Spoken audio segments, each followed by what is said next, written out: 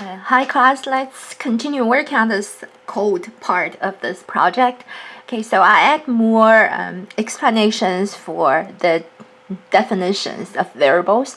So I'm not going to spend any time to do that. So if you see the variable with the D, like DC, and D stands for delta. And this one is D is also delta of net changes. Okay, so Tobin here, it's in this data set, but Tobin is just represent which is similar to market to book ratio. So it tells the growth potential of the firm. So this is Tobin. Also, yeah, so all the definitions are given here. Okay.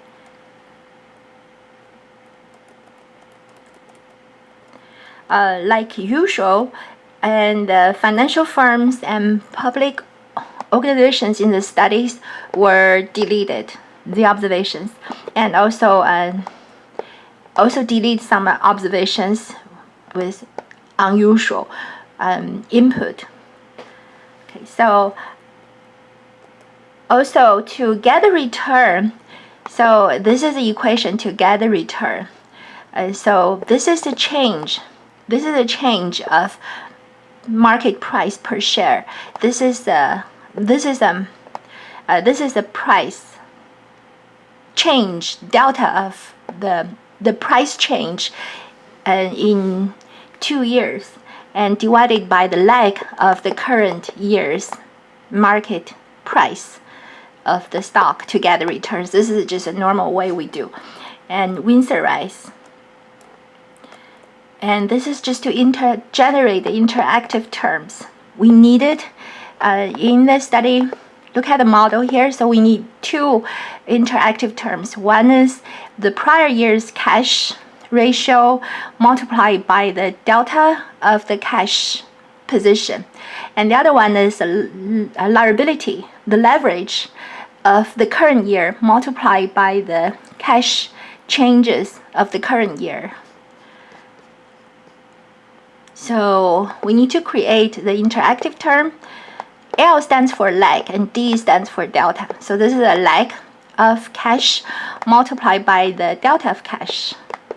And this is a liability multiplied by the delta of cash here. And then so since we need to calculate the excess return, the excess return equals to actual stock return minus the benchmark return.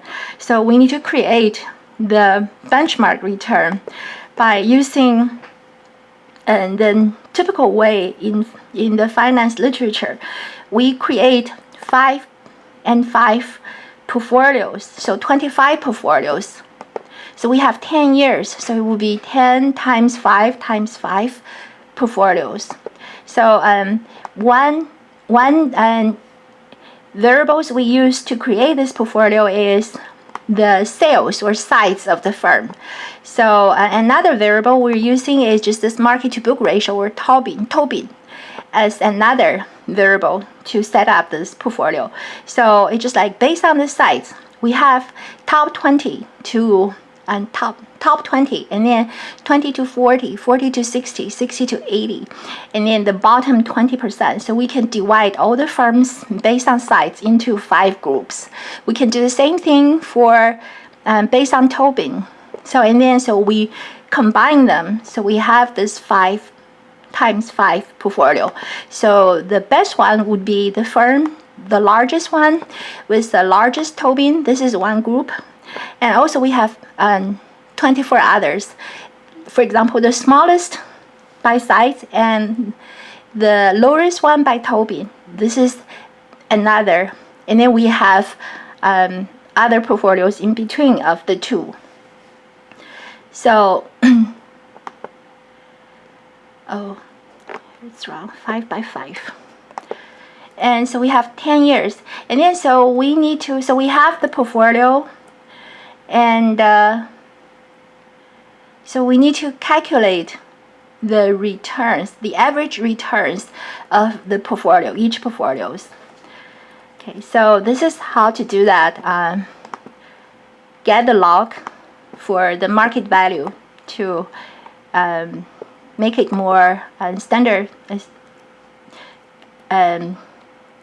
compatible with normal distribution assumption. So we get the log of the market value. And then so here quantile, we did this quantile, we use this command in the previous project. So we divide firm size into 5 groups based on the size or sales. And we do the same thing. But first, we need to consider the data set as a time series data set. So this is a quietly run this TS set command here. And then by sort year, and then quantile, this is the command to do that. You can also run the old version, but the newer version is much more efficient. Okay, so so we have 10 years, so it's a 10 by 5 by 5 groups. So we calculate the weighted average return, of each 5 and 5 portfolio. So we're getting the average return of including all the stocks in the portfolio. We get the weighted average returns of each portfolio, and then that will be our benchmark return. And this is the code to do that. This is a loop. There's a loop here. So we have 10 years and 5 by 5 groups, and the results is stored in this variable called bench here, and then so over return is the excess return. It's just in this paper, it's just this code here. The RIT minus this is the excess return. This is our dependent variable. This is our dependent variable. And then we windsorize like usual. Okay, so let's give it a try and run all the code and see so far what we get.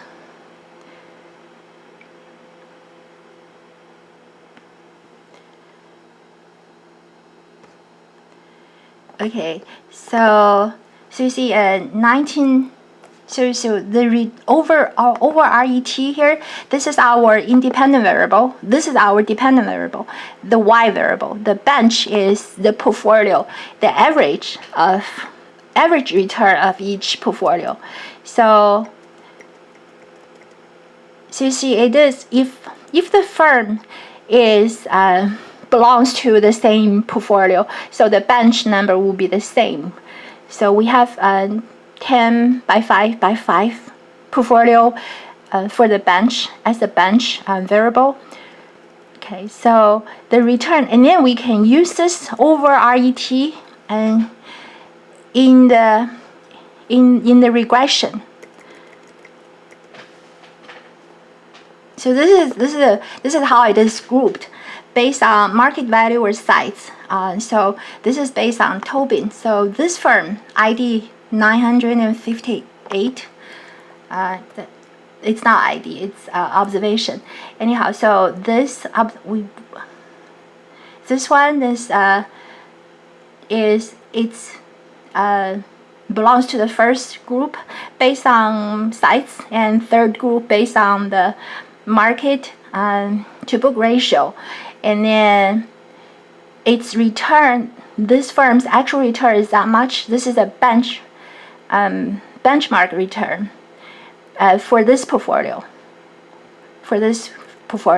And over RET this is excess return.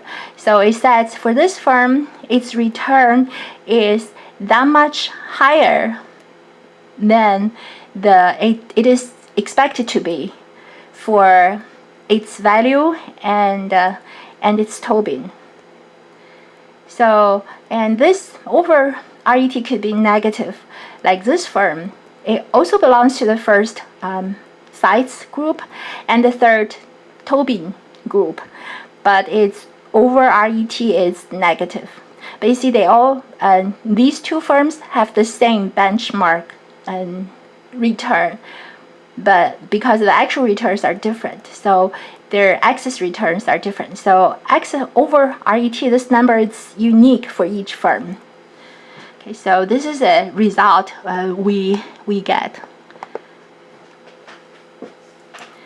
Okay, so now we can get the table 1's result, and then we run the next one. So it's just storing these variables into this V here in a local folder, and then so this is a way to get this is a clever way to get rid of the missing observations.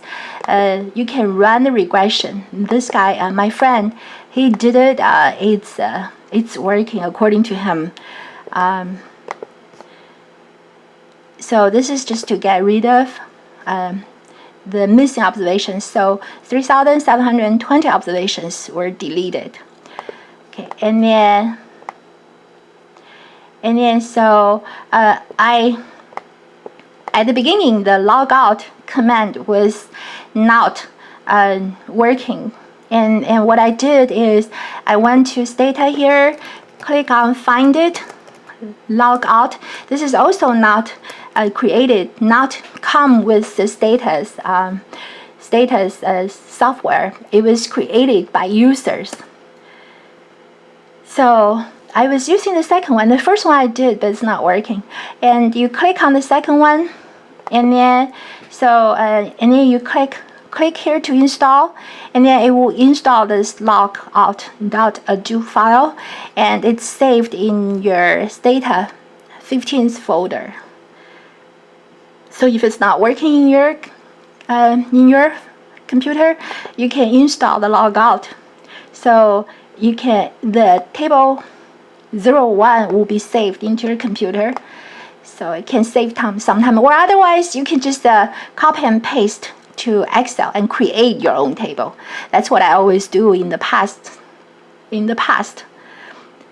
Okay, so this is the result. So you can find the table 1. You can find the table 1. Yeah, in the next video, we'll work on table 2. Thank you for watching.